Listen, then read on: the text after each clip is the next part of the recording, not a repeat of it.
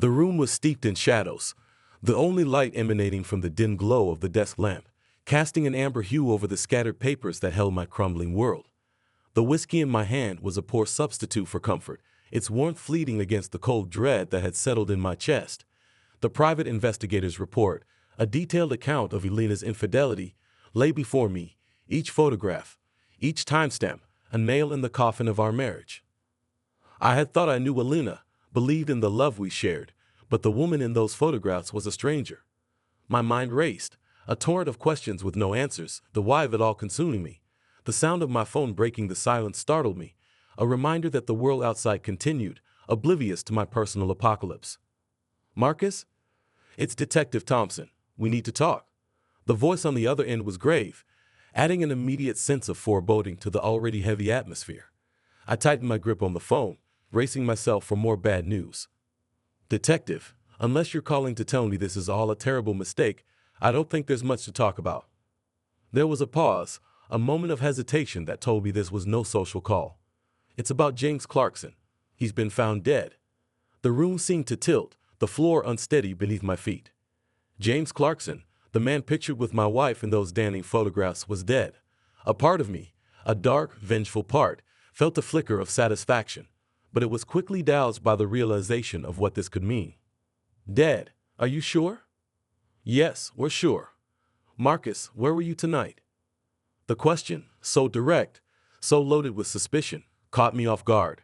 I was a cuckolded husband, not a murderer. But as the detective's words sank in, the reality of my situation became painfully clear. I was not just a victim, I was a suspect. I was here, at home, drinking myself into oblivion, if you must know. I have the empty bottles to prove it. My attempt at levity fell flat, the gravity of the situation a heavy weight on my chest. The detective's sigh on the other end of the line was one of frustration, a sound I had become all too familiar with. "Marcus, I need you to stay there. We're sending officers over. We need to talk about this in person." The call ended, leaving me in a silence more profound than before. The whiskey no longer held any appeal, its promise of forgetfulness a lie. I poured the remaining liquid into the fireplace, watching as the flames consumed it, a symbolic gesture of my desire to erase the night's events. But some things can't be undone, and as I waited for the police to arrive, the full weight of my situation settled upon me. I was alone, betrayed, and now, ensnared in a web of suspicion and murder. The unraveling of my life had only just begun. The sound of the front doorbell was like a clarion call, jolting me from my reverie.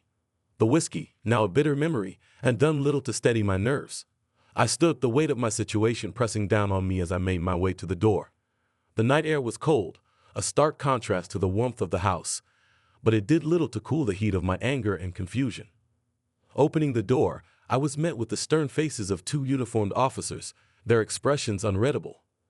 Behind them, the night seemed to hold its breath, the quiet before the storm. "Mr. Marcus Reed?" one of the officers asked, his voice firm. "Yes, that's me. What can I do for the police at this hour?" My attempt at nonchalance sounded hollow even to my own ears. "We need to ask you a few questions about your whereabouts this evening, Mr. Reed. May we come in?" The formality of the request did nothing to mask its true nature. This was not a request, it was a demand. As they stepped into the foyer, the reality of my situation became even more tangible. The walls of the house seemed to close in on me, each photograph, each piece of furniture, a reminder of the life I thought I had. I was here, at home all night. You can check the security footage if you don't believe me. My voice was steadier now, the initial shock giving way to a defensive resolve. "That's good to hear, Mr. Reed. It'll make things a lot simpler. Mind if we take a look around?" The second officer, younger and less imposing, had a notebook in hand, ready to document every detail. "Be my guest. You won't find anything out of the ordinary." I gestured towards the living room, leading them through the house. The remnants of my earlier despair, the shattered glass of the whiskey bottle, lay like a testament to my turmoil. "What happened here, Mr. Reed?" The older officer gestured to the mess with a mix of curiosity and concern. "A moment of carelessness," I replied, the lie tasting bitter on my tongue. I dropped the bottle. They exchanged a glance, a silent conversation passing between them. I could see the skepticism in their eyes, the doubt that cast a shadow over my every word. We're also going to need to talk about your relationship with James Clarkson, the younger officer said, his tone cautious. It's come to our attention that there might have been some animosity between you two. The mention of Clarkson's name was like a punch to the gut, a reminder of the betrayal that had set this nightmare into motion. I clenched my fists, fighting to keep my emotions in check. Animosity? That's one way to put it. The man was sleeping with my wife. How would you feel? My voice cracked, the veneer of calm shattering under the weight of my anger. The officers exchanged another look, this one of understanding. The older officer stepped forward, his demeanor softening. We understand this is a difficult time for you, Mr. Reed, but we need to make sure we have all the facts. Can you account for your actions tonight, specifically between the hours of 8 and 11? The question hung in the air. A challenge and an accusation rolled into one. I took a deep breath, steadying myself for the confrontation that lay ahead. This was just the beginning, and I knew that the road to clearing my name would be long and fraught with obstacles. But I was ready to fight, to prove my innocence, and to confront the betrayal that had led me to this moment. Yes, I can, and I will. The interrogation room was stark, the fluorescent lights overhead casting a harsh glow on the cold metallic surfaces. The chair I sat in felt more like a vise, designed to squeeze the truth out of me, or perhaps just to make me uncomfortable enough to confess to anything just for a moment's reprieve. Across from me sat Detective Thompson, his face an unreadable mask, the file containing my life and alleged crimes laid out before him like a deck of cards, each one ready to be played at his discretion. Let's go over this one more time, Mr. Reed, he began, his voice a neutral tone that belied the gravity of the situation. You claim to have been at home the entire evening of Mr. Clarkson's death. That's right, I affirm, my voice steady despite the turmoil churning inside me. And like I told your officers, you can check the security footage. It'll show you clearly that I didn't leave the house.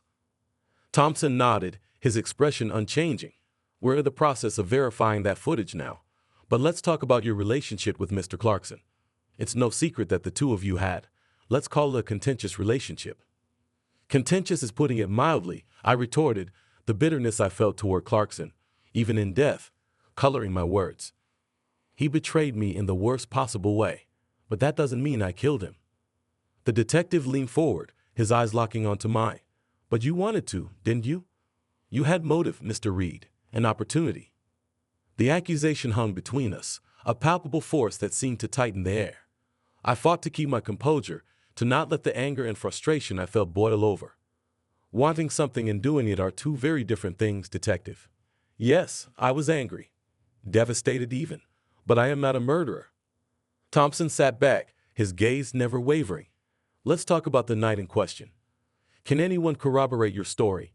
Anyone who saw you at home during those hours? The question was a trap, and we both knew it. My isolation, once a source of solace, now felt like a noose tightening around my neck. No, I admitted, the word tasting like ash in my mouth. I was alone, but that doesn't mean I'm guilty. The detective nodded, as if he had expected as much. You have to understand our position, Mr. Reed. A man is dead, and all evidence points to you. Your motive, your opportunity, and your actions all lead us back to the same conclusion. I leaned forward, my hands clenched into fists on the table. Your evidence is circumstantial at best. I didn't kill Clarkson, and I'll do whatever it takes to prove that. Thompson regarded me for a long moment, then closed the file in front of him with a snap. For your sake, Mr. Reed, I hope you can, because right now, you're the only suspect we have. The room felt colder as he stood, signaling the end of the interrogation. As the door closed behind him, leaving me alone with my thoughts and the weight of the accusation against me, I realized the true depth of my predicament. Proving my innocence would be no easy task, but I was determined to uncover the truth, no matter how dark or painful it might be. I was not a murderer, and I would find a way to prove it, to clear my name and to confront the shadows that had descended upon my life. The battle was just beginning, and I was ready to fight. Days turned into weeks, and the cloud of suspicion hanging over me grew heavier with each passing moment. The police, despite my protests and the evidence I provided, seemed convinced of my guilt. It was a surreal feeling, being trapped in a nightmare of someone else's making, fighting against an invisible enemy who had already condemned me in the court of public opinion. I turned to the only avenue left open to me: private investigation. I hired Alex Mercer, a seasoned detective with a reputation for uncovering the truth, no matter how deeply it was buried. Our first meeting was in a dimly lit coffee shop, away from prying eyes and eager ears. "Mr. Reed, I've looked over your case," Alex began, his voice low and serious. "I won't lie to you, it's not looking good, but I've been in this business long enough to know that things aren't always as they seem." I nodded, the weight of my situation pressing down on me. "I know how it looks, but I swear to you, I didn't kill Clarkson. I just need someone to believe me, to help me prove it." Alex studied me for a moment, then closed the folder he had been reviewing. "I believe in following the evidence, Mr. Reed, and if there's evidence out there that can clear your name, I'll find it. But I need you to be completely honest with me. No secrets, no omissions." "You have my word," I assured him, the relief of having an ally in this fight a balm to my frayed nerves. Over the next few days, Alex delved into the case with a fervor that both impressed and reassured me. He re-interviewed witnesses, combed through financial records, and scrutinized every piece of evidence the police had collected. And then finally, he called me with a breakthrough. "Marcus, you need to see this," he said, the excitement in his voice palpable. We met at his office, a cluttered space filled with the detritus of a dozen solved and unsolved mysteries. "What is it? What did you find?" I asked, barely able to contain my own burgeoning hope. Alex laid out a series of photographs on his desk, each one showing Clarkson in various locations around the city. But it wasn't Clarkson's presence that was shocking. It was the woman who was with him in every picture. "Recognize her?" Alex asked, watching me closely. My heart sank as I looked at the face of the woman I thought I knew, the woman I had trusted. It was Sarah, my wife, but not as I had known her. Here she was laughing and smiling with Clarkson, a stark contrast to the cold, distant figure she had become at home. "I don't understand," I stammered, the pictures blurring as my eyes filled with tears. "Why would she? How could she?" Alex handed me another document, this one a detailed report of Sarah's financial activities. "It's not just the affair, Marcus. It looks like Sarah and Clarkson were planning something much bigger. This here shows significant transfers of money between their accounts, and I've traced some of it back to a life insurance policy taken out on you, with Sarah as the sole beneficiary." The revelation hit me like a physical blow, knocking the wind out of me. Betrayal, deep and cutting, spread through me, colder than the darkest winter night. I can't believe this," I whispered, the words tasting like bile. Alex placed a hand on my shoulder, a gesture of support in a world that had suddenly shifted beneath my feet. "I'm sorry, Marcus. I know this isn't easy, but this changes everything. We can use this to clear your name and bring the real perpetrators to justice." The room spun around me as I tried to process the enormity of the betrayal. My wife, the woman I had loved and trusted, had been plotting against me, her infidelity a mere precursor to a darker, more sinister plan. But amidst the shock and pain, a fierce determination took root. I would not let this go unanswered. I would fight to clear my name, to expose the truth, and to seek justice for the wrongs committed against me. "Thank you, Alex," I said, my voice stronger now. "Let's do whatever it takes. It's time to bring the truth into the light." And with that, we began to plan our next move, armed with the revelation that had changed everything.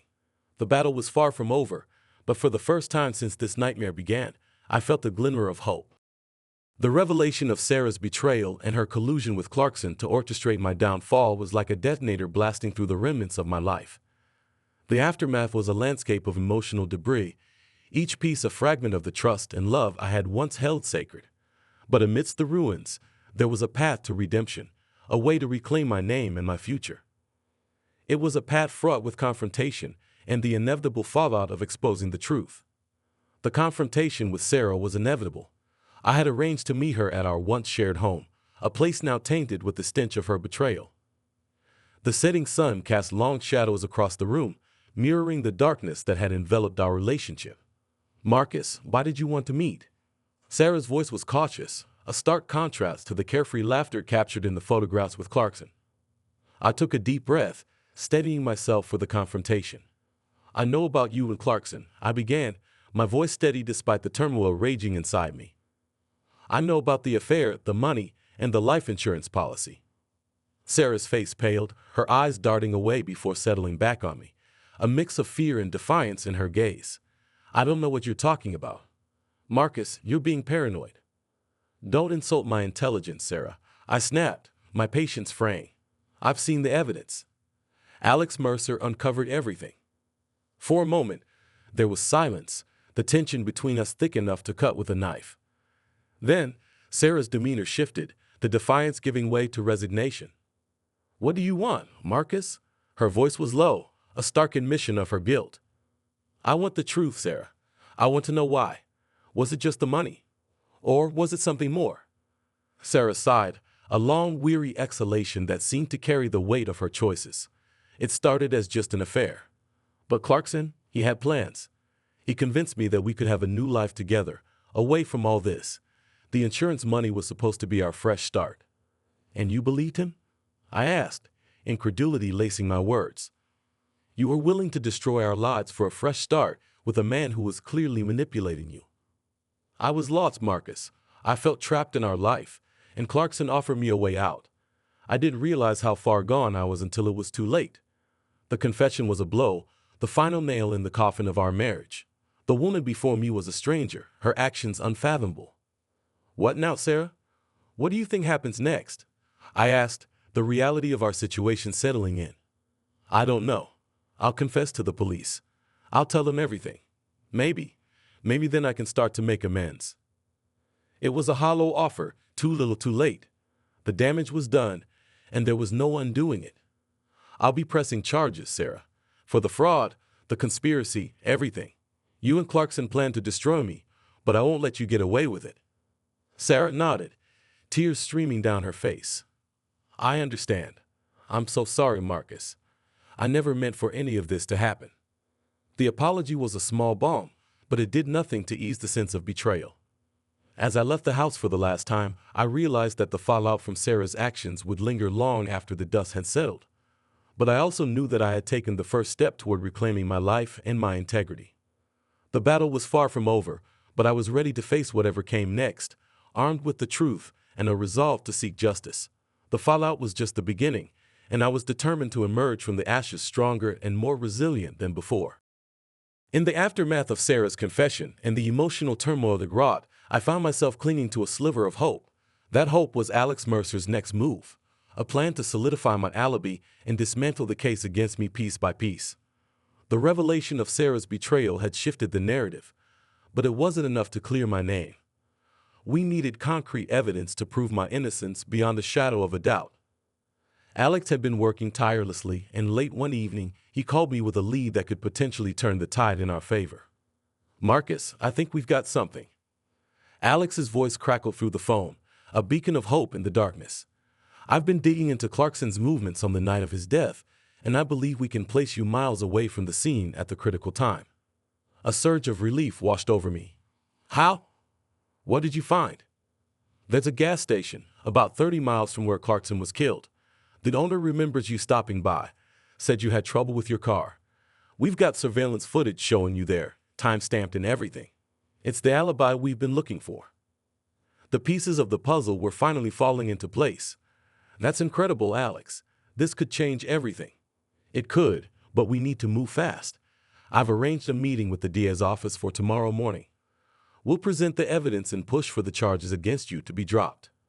The next morning, we sat in a stark, fluorescent-lit conference room across from the district attorney and her team. The air was thick with anticipation as Alex laid out our case, presenting the surveillance footage and corroborating testimony from the gas station owner. This evidence clearly demonstrates that Marcus Reed could not have been at the scene of Clarkson's murder, Alex concluded, his voice firm and confident. "We request that the charges against him be dropped immediately and that the investigation be redirected towards the real perpetrators of this crime." The DA, a stern woman with sharp features, reviewed the evidence presented, her expression unreadable. After what felt like an eternity, she finally spoke. "This is compelling evidence, Mr. Mercer. We'll need to verify its authenticity and relevance, but if it holds up, it could indeed exonerate Mr. Reed." "Thank you," I said, my voice steady despite the turmoil of emotions within. All I'd ever wanted was for the truth to come out. The DA nodded, her gaze meeting mine. "Justice is our only interest here, Mr. Reed. If you are innocent, then it's our duty to correct the course of this investigation." As we left the DA's office, A sense of cautious optimism filled the air. The alibi, a beacon of truth in the sea of lies and deception that had surrounded me, offered a path to clearing my name and reclaiming my life. "Looks like we might just pull this off," Alex said, a smile breaking through his usually stoic demeanor. "I owe you everything, Alex. You believed in me when no one else would." Alex clapped me on the back, the gesture speaking volumes. "That's what I'm here for, Marcus. To find the truth. Let's just hope the DA follows through." As we stepped out into the sunlight, the world seemed a little brighter, a little more hopeful. The fight was far from over, but for the first time, victory seemed within reach. The alibi was our key to unlocking the truth, and with it, the chains of suspicion and accusation that had bound me were beginning to loosen.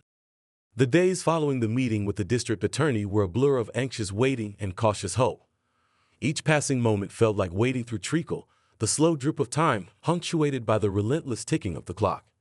It wasn't until late one afternoon, as the sun dipped low, casting long shadows through my window, that the call finally came. "Marcus, it's Alex. We got word from the DA's office. They're dropping the charges against you. The evidence we presented was irrefutable. You're officially cleared of all accusations." The weight of the words hit me like a freight train, a mix of relief, disbelief, and the sobering sense of the journey still ahead. Thank you, Alex. I don't know what to say. Say you'll take this second chance and make something of it. This ordeal is over, but it's left scars. It's what you do now that counts." Alex was right. The shadow of the past few months would linger, a constant reminder of the fragility of trust and the cost of betrayal. But amidst the ruins, there was an opportunity to rebuild, to forge a new path defined by the lessons learned from the pain endured. The news of my exoneration spread quickly, a wildfire of speculation and rumor that seemed to engulf the small town where Sarah and I had once been a fixture. It wasn't long before I found myself sitting across from her in a quiet corner of a local cafe, the air between us heavy with unspoken words. Sarah looked different, the ordeal having taken its toll. "Marcus, I heard the news. I'm relieved for you." Her words felt hollow, a stark contrast to the depth of deceit that had once united us. "Relief doesn't change the past, Sarah. It doesn't undo the damage." "I know," she whispered, her eyes downcast. "I've lost everything, Marcus. My freedom, my reputation. You? I'm starting to realize the gravity of my choices." The admission was a small comfort, a bitter pill coated in the veneer of remorse. "Choices have consequences, Sarah. You chose to betray me, to conspire against me. I'm not sure what's left for you here now." Sarah nodded, the tears welling in her eyes a testament to the realization dawning upon her. "I'm leaving town, Marcus. There's nothing left for me here, and I need to start over, try to make amends for the hurt I've caused." The finality in her voice was a closure of sorts, an end to a chapter marred by betrayal and heartache. "I hope you find what you're looking for, Sarah. I truly do." As we parted ways, the finality of our conversation hung in the air, a definitive end to a tumultuous saga. The road ahead was uncertain, the scars of the past a constant companion. Yet, in the aftermath of betrayal and loss, there was a glimmer of hope, a chance to rebuild and find redemption. The journey to recovery would be long and fraught with challenges, but I was ready to face them head-on. The ordeal had taught me the value of resilience, the importance of truth, and the strength found in forgiveness. The aftermath was not just a reminder of what had been lost, but a testament to what could be gained from the ashes of despair. As I walked away, the setting sun cast a golden glow over the horizon, a symbol of new beginnings and the promise of a brighter tomorrow. The chapter of betrayal and deceit was closed, but the story of my redemption was just beginning.